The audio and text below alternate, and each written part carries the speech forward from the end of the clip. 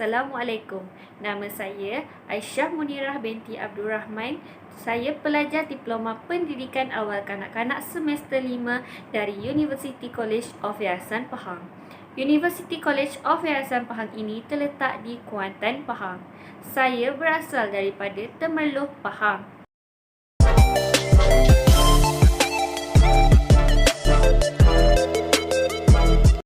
Perkataan alam sekitar atau dalam bahasa Inggeris disebut environment membawa maksud keadaan sekeliling atau lingkungan. Oleh itu, sekiranya berdasarkan kepada terjemahan literal, alam sekitar adalah menuju kepada apa sahaja yang melingkungi manusia. Bagaimanapun, secara khusus perkataan alam sekitar merujuk kepada fenomena fizikal yang melingkungi suatu organisma di muka bumi. Fenomena fizikal ini termasuk juga fenomena yang berkait dengan iklim dan cuaca.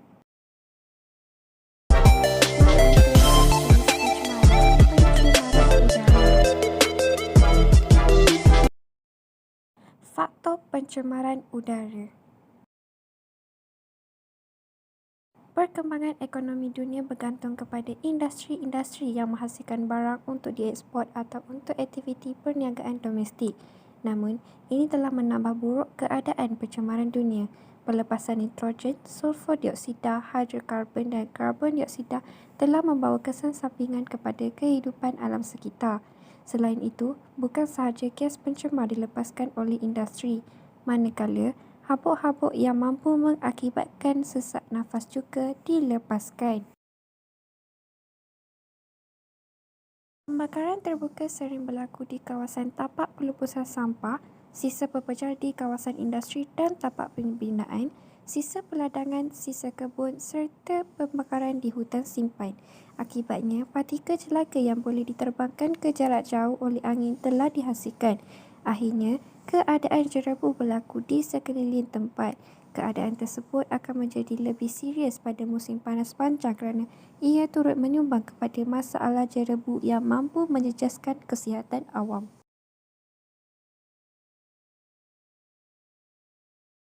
Isi rumah menyumbang kepada pencemaran udara melalui penggunaan tenaga untuk mesin dan perkakas elektrik seperti peti sejuk dan penyaman udara. Apabila cecair penyejuk digunakan, gas chlorofluorokarbon CFC akan dilepaskan ke udara dan ia mampu menipiskan lapisan ozon. Selain itu, penggunaan peralatan rumah seperti penyembur aerosol yang mengandungi CFC juga menyebabkan pencemaran udara. Kesan pencemaran udara.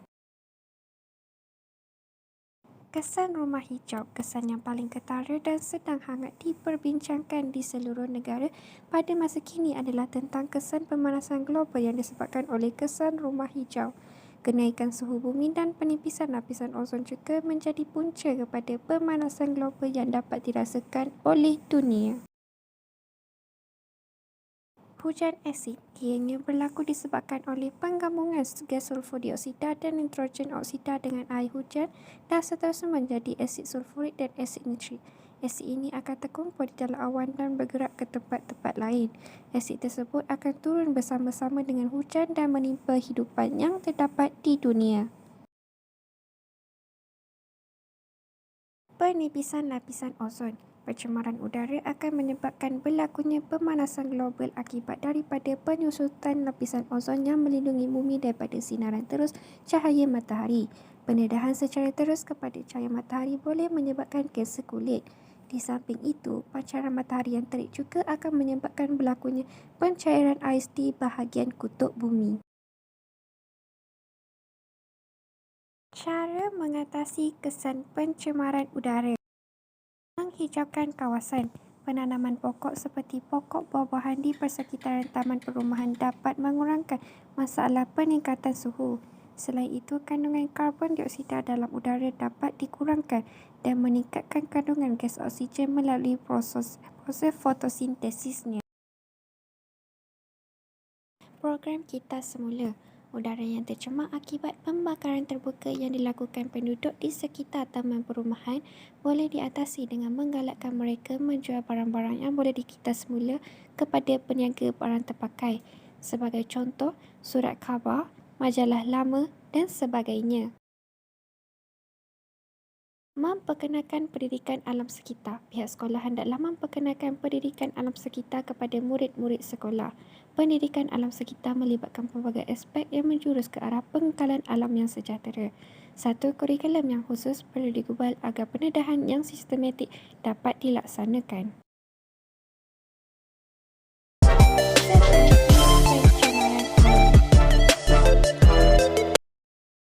Faktor pencemaran air.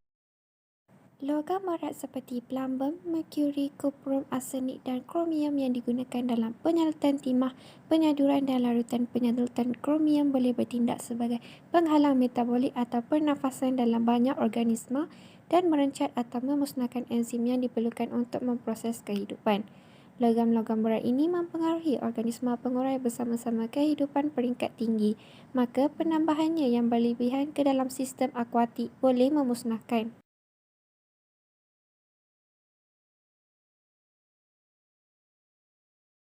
Kemasinan atau salinity ini berlaku apabila air garam dari lombong atau telaga minyak dilepaskan ke dalam air tawar.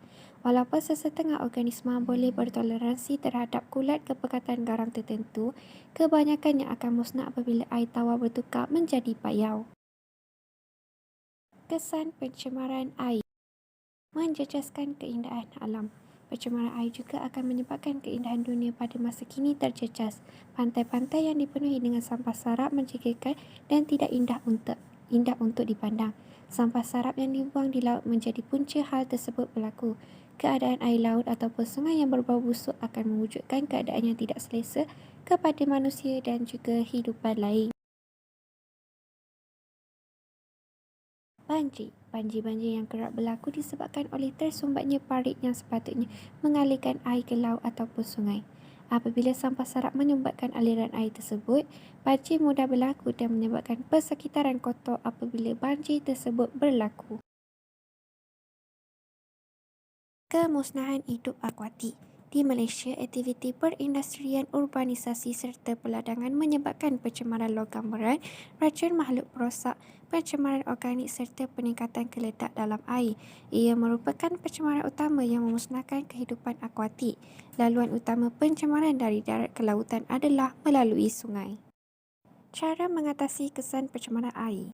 Penubuhan sesebuah kelab pencinta sungai mengambil kira ramai pakar dan perunding dalam alam sekitar berminat memberi sumbangan secara sukarela. Tidak banyak usaha dilakukan oleh pihak berkuasa untuk menggambleng tenaga dan sumber yang ada untuk tujuan berkenaan, memberi pengetahuan yang mendalam kepada masyarakat. Menggubal undang-undang. Terlalu banyak pencemaran yang berlaku di kawasan bandar, kawasan perumahan dan kawasan perindustrian. Aktiviti penghilangan mesti meningkatkan pemantauan untuk mencegah pencemaran sungai. Undang-undang yang berkaitan dengan pemeliharaan sungai harus diperketat.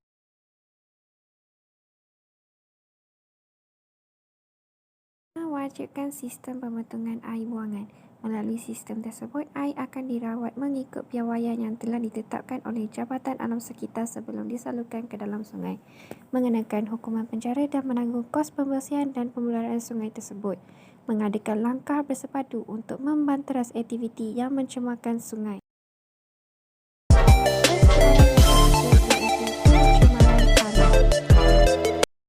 Faktor pencemaran tanah. Pembuangan sisa toksik dan nuklear. Antara bahan buangan yang dihasilkan daripada kilang-kilang termasuklah minyak, sisa toksik dan sisa-sisa kilang. Pencemaran tetap akan berlaku walaupun bahan buangan tersebut ditanam di dalam tanah. Hal ini disebabkan oleh logam berat iaitu litium, beryllium, merkuri dan sebagainya. Kegiatan pelombongan berskala kecil juga boleh menyebabkan masalah pemendapan yang teruk di bahagian hilir lalu menyebabkan saliran lombong berasid. Kegiatan pelombongan seperti emas, pelombongan pasir dan penembus guna tanah serta pembangunan-pembangunan lain di sepanjang pantai meningkatkan ancaman terhadap ekologi hidupan akuatik. Pembalakan. Aktiviti pembalakan yang tidak terancam juga dapat menyebabkan pencemaran tanah. Kawasan hutan sering ditebang untuk memperoleh hasil balak dan kayu yang dapat membawa keuntungan. Namun begitu, sekiranya aktiviti penebangan hutan ini tidak diatur dengan rapi, ia akan menyebabkan struktur tanah menjadi longgar. Hal ini disebabkan oleh ketiadaan akar pokok untuk mencekam tanah. Kesannya tanah runtuh akan berlaku dan nyawa haiwan serta penduduk yang tinggal berhampiran akan terancam. Kesan pencemaran tanah. Penyebaran kuman dan penyakit. Salah satu kesan yang akan berlaku hasil daripada pencemaran tanah adalah penyebaran kuman dan penyakit. Haiwan-haiwan perosak seperti tikus, lipas dan lalat akan berkumpul di kawasan tanah yang tercemar, seterusnya menyebarkan kuman dan penyakit ke tempat lain.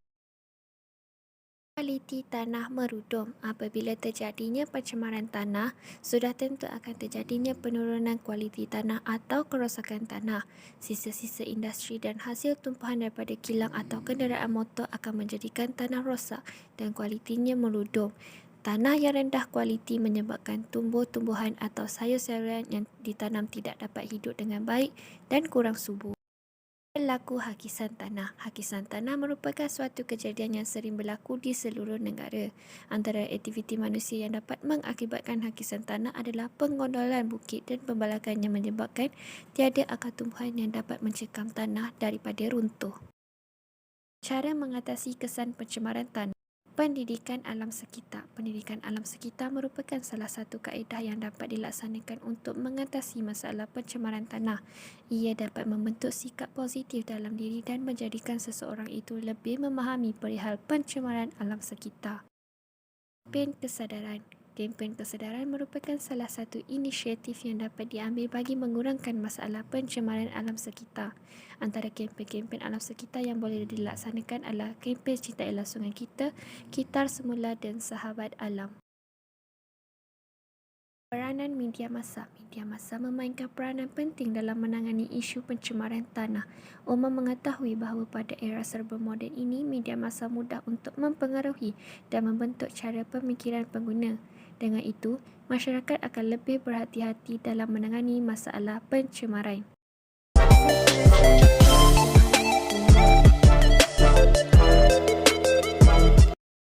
Atau pencemaran bunyi. Perindustrian. Kebanyakan bunyi yang dikeluarkan daripada kerja kilang seperti jentera, mesin kilang serta pemprosesan dan pembuatan material boleh mengganggu ketenteraman masyarakat setempat yang tinggal berhampiran dengan kilang tersebut. Kenderaan. Bunyi deruman enjin kenderaan di jalan raya serta bunyi hon yang tiada henti boleh memekakkan pendengaran dan mengakibatkan stres, terutamanya di jalan raya yang sesak. Hal ini bertambah teruk dengan kewujudan kereta dan motosikal yang enjinnya telah diubah suai supaya menjadi lebih bising dan mengganggu ketenteraman. Selain kenderaan di jalan raya, kenderaan seperti jet juga dapat menyebabkan pencemaran bunyi. Jet memerlukan enjin yang berkuasa tinggi untuk terbang di udara yang secara tidak langsung menghasilkan bunyi yang kuat. Antara punca utama masalah pencemaran bunyi adalah sikap masyarakat. Sesetengah orang suka memasang radio, televisyen dan alat hiburan seperti karaoke dengan sangat kuat sehingga mengganggu ketenteraman kawasan persekitaran. Ada juga segelintir masyarakat yang bercakap atau berbual dengan nada yang agak tinggi di khalayak ramai tanpa segan silu. Kesan pencemaran bunyi. Apabila organ telinga menerima kesan daripada bunyi yang kuat, kemungkinan besar pendengar akan mengalami masalah pendengaran, terutamanya kanak-kanak yang mempunyai organ yang masih nipis dan lembut. Persekitaran yang bising boleh menjadikan seseorang itu terganggu dan cuba mengelak daripada tinggal di kawasan tersebut. Cara mengatasi kesan pencemaran bunyi. Pengurangan pencemaran bunyi yang dapat diusahakan oleh setiap individu kerana 80% daripada punca pencemaran bunyi ini datangnya daripada manusia sendiri. Masyarakat juga perlulah memainkan peranan dengan cara mengawal bunyi atau suara supaya tidak mengganggu orang lain. Penguasaan undang-undang oleh pihak kerajaan terhadap sesiapa sahaja yang menyumbang ke arah pencemaran bunyi dapat membantu untuk membendung fenomena ini daripada terus berleluasa.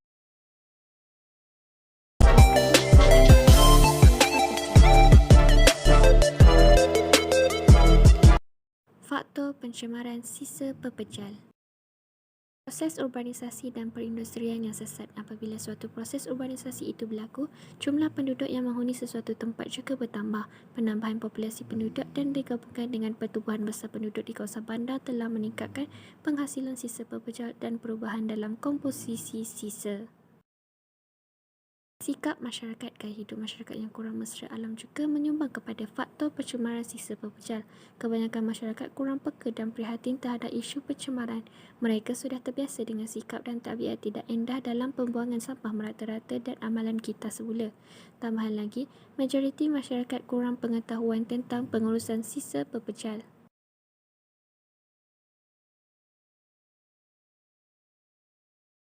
Sumber kewangan. Faktor kos sangat memainkan peranan penting dalam menghasilkan pengurusan sisa pepejal yang baik.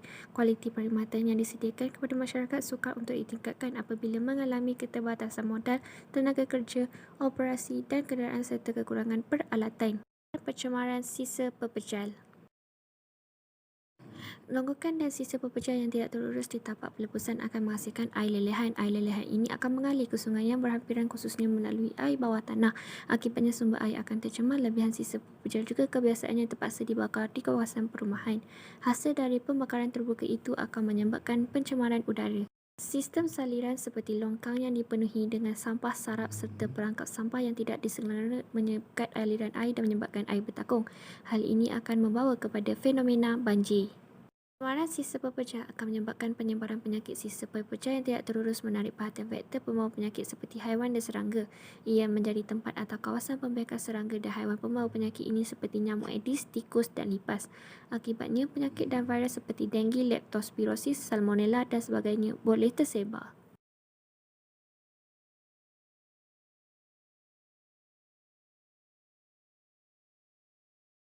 Cara mengatasi kesan pencemaran sisa pepejal. Undang-undang perlu dikuatkuasakan dalam menangani hal ini agar pengurusan sisa dapat dikendalikan dengan lebih baik. Sebagai contoh, Akta Kualiti Alam Sekitar 1974, Akta Kerajaan Tempatan 1976 dan Akta Jalan, Parit dan Bangunan 1977. Operasi pengurusan sisa pepejal juga harus lebih tambah baik. Antara caranya adalah dengan menggunakan kaedah penembusan yang lebih murah berbanding pembakaran tanpa pencemaran. Selain itu, pihak bertanggungjawab boleh menyediakan pelapik yang memisahkan bahan pencemar daripada tanah di tapak penembusan sisa. Pihak kerajaan membina pusat kitas semula di seluruh negara agar masyarakat dapat mengumpulkan bahan buangan yang boleh dikita dan mengurangkan pembuangan sisa pepejal. Penyebaran maklumat dan pendidikan berkaitan alam sekitar dapat meningkatkan rasa cinta terhadap pencemaran.